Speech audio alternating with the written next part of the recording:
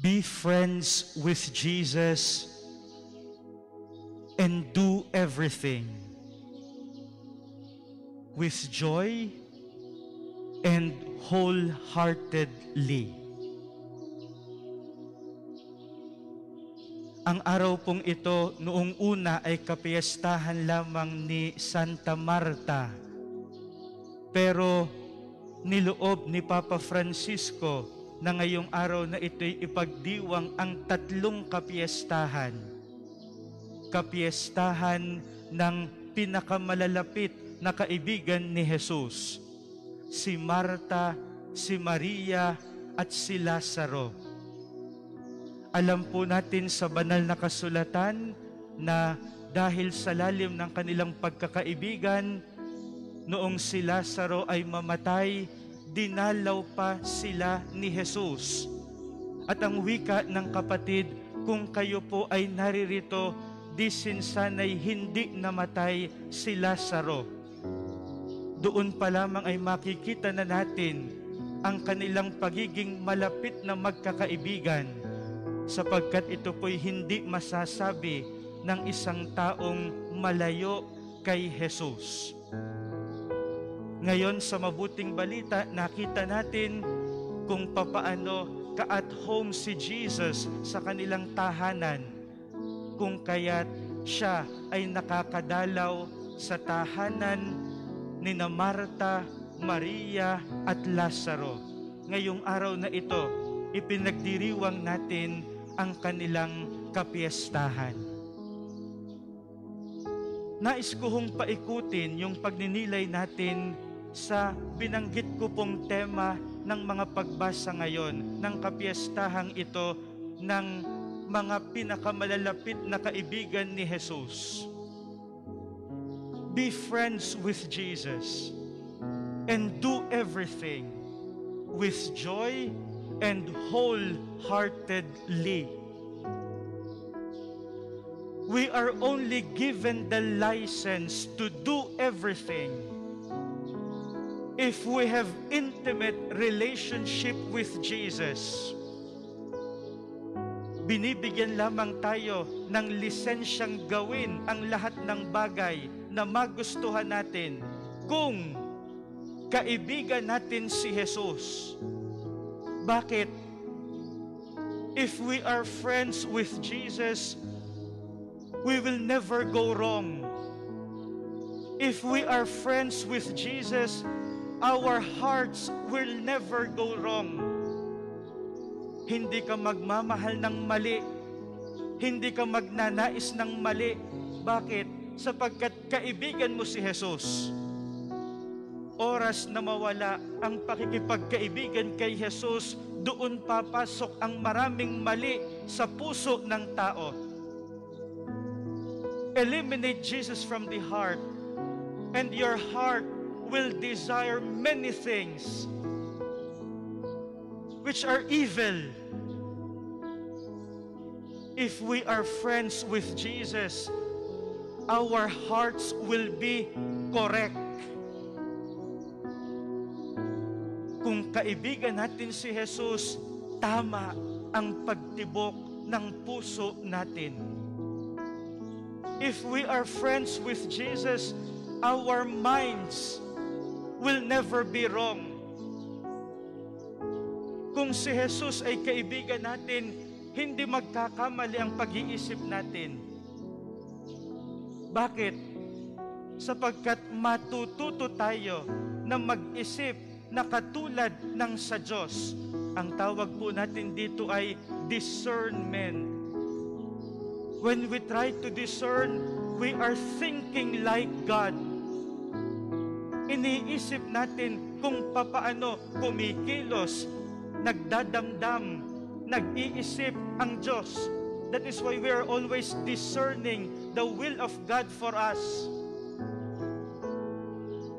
Kung sakali mang dahil sa ating pagkatao, tayo ay magkamali,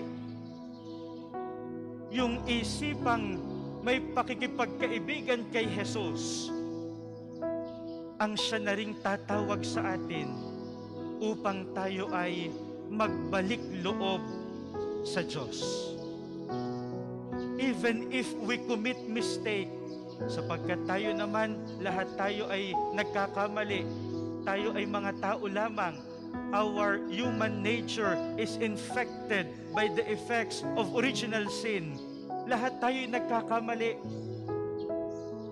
Pero kung tayo ay may pagkakaibigan kay Jesus, ito mismo ang hihimok sa atin na tayo ay magbalik loob sa Kanya. Alam po ninyo yung katotohanan ito, nararanasan po natin ito sa ating ordinaryong pakikipagkaibigan. Halimbawa po, may nakaaway kayong kaibigan, no? Yung inyong kaibigang, yung best friend ninyo, naging mortal enemy ninyo. Di po ba nararamdaman ninyo na sa ngalan ng inyong pagkakaibigan, sa mahabang panahon na kayo ay naging malapit, para bagang may umaantig sa puso ninyo na makipagbalikan muli at makipagkaibigan sa Kanya sa ngalan ng inyong pinagsamahan. Why? Because friendship always attracts. Ang pakikipagkaibigan ay palaging nanghihikayat. Be friends with Jesus. Your hearts will never be wrong. Your mind will never be wrong. If you are friends with Jesus, do everything.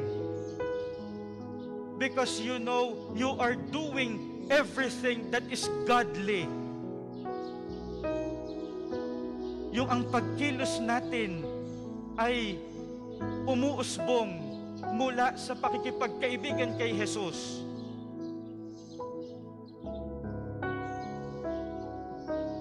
And if you will do everything in the name of your friendship with Jesus, do it joyfully and wholeheartedly. Alam po ninyo, si Jesus ay hindi naman galit kay Marta. Si Jesus ay hindi galit sa paggawa. Hindi po minamaliit ni Jesus yung ginagawa ni Marta. Sapagkat kahit sa buhay natin, kailangan natin ang paggawa. We need to work. Kailangan natin ang paggawa. Ang sabi nga ng banal na kasulatan, those who are not working should not eat. Yung hindi nagtatrabaho, huwag kumain. Ibig sabihin, para sa Diyos, mahalaga ang paggawa. Sapagkat ang Diyos mismo ay gumawa nung likhain niya ang buong mundo. Ano po yung nakita ni Jesus kay Maria na kanyang ikinatuwa? At sinabi ni Jesus, Marta, Marta, pinili ni Maria ang pinakamahalaga. Ito'y hindi aalisin sa kanya. Ano yung nakita ni Jesus kay Maria? Ang nakita ni Jesus kay Maria, Mary was joyfully listening to Jesus. Mary was wholeheartedly listening to Jesus. It's not about what they are doing. It's about how they are doing things. Si Maria, ginawa niya yung ginagawa niya, kung ano pa man yon, nang may galak at buong-buo ang kalooban. Mga pinakamamahal, ngayong araw na ito, atin pong tingnan yung ating sarili. Ang Diyos po ay maraming ipinapagawa sa atin.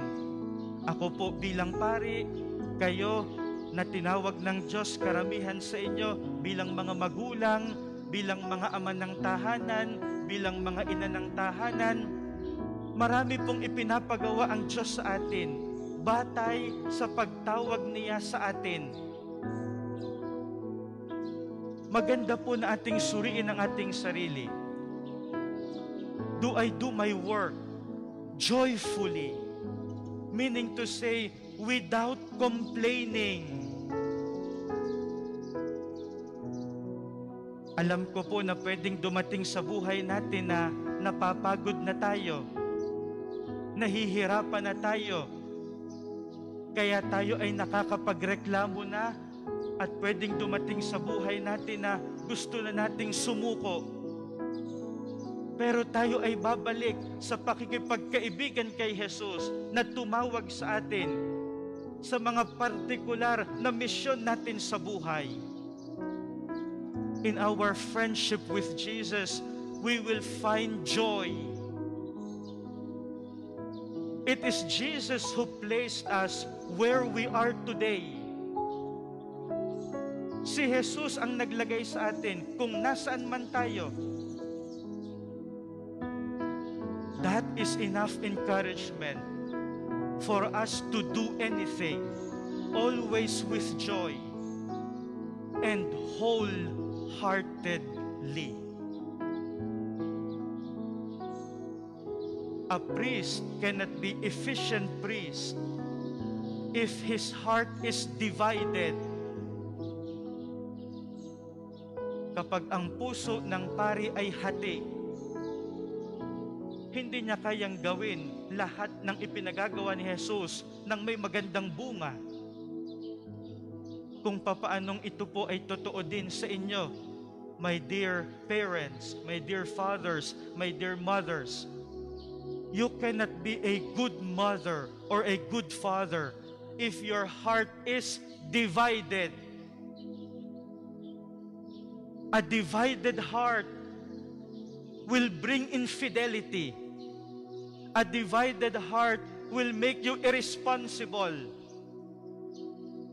A divided heart will never make you happy.